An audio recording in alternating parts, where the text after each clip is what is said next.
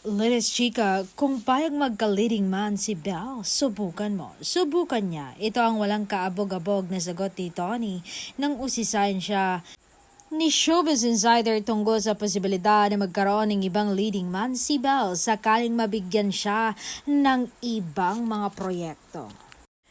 Pero agad din itong nilinaw ng TV host aktor at sinabing biro man ang dating, ang totoo raw niyang prinsipyo sa kanilang relasyon ay simple lang, suportahan ang desisyon ng GF. Ako yun talaga ang sagot ko sa lahat. Bro, ako talaga ang laging sagot ko sa kanya, gawin mo tsaka na natin pagawayan, say ni Donnie.